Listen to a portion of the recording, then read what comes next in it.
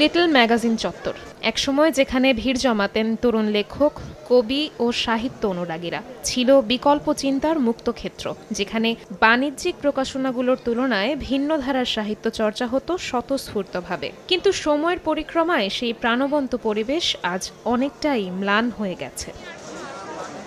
সৃজনশীল সাহিত্য ও বিকল্প ধারা প্রকাশনার প্রাণকেন্দ্র হিসেবে পরিচিত এই চত্বর একসময় ছিল লেখক, পাঠক ও সাহিত্যপ্রেমীদের প্রাণের জায়গা। কিন্তু ডিজিটাল প্ল্যাটফর্মের বিস্তার, মুদ্রণ খরচ বৃদ্ধি এবং পাঠকদের রুচির পরিবর্তনে ম্লান হয়ে যাচ্ছে লিটল ম্যাগাজিন চত্বর। সার্বিক পরিস্থিতির মেলার যেরকম আমাদেরও সেরকমই চলছে।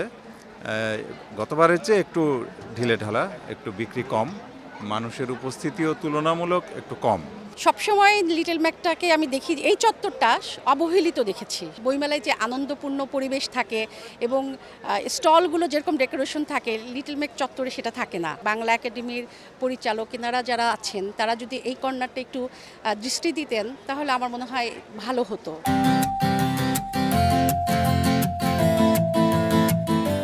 একটা কবিতা পাঠের আসর করতে পারে, একটা গল্প পাঠের আসর করতে পারে, এমনকি স্মৃতিচারণ করতে পারে।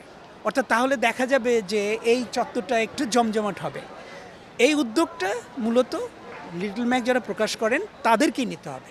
এটার বাইরের কেউ এই এই এই প্রাঙ্গণটাকে, চত্বরটাকে ততটা প্রাণবন্ত করতে পারবে না। লিটল ম্যাক চত্বর শুধু বইমেলার একটি অংশ নয়, এটি বিকল্প সাহিত্য ধারার প্রতীক। প্রয়োজন সরকারি পৃষ্ঠপোষকতা, প্রকাশকদের উদ্ভাবনী উদ্যোগ এবং পাঠকদের নতুন আগ্রহ, এমনটাই মত লিটল ম্যাক কর্মীদের। শবনব নিবিড়, সময় সংবাদ, ঢাকা।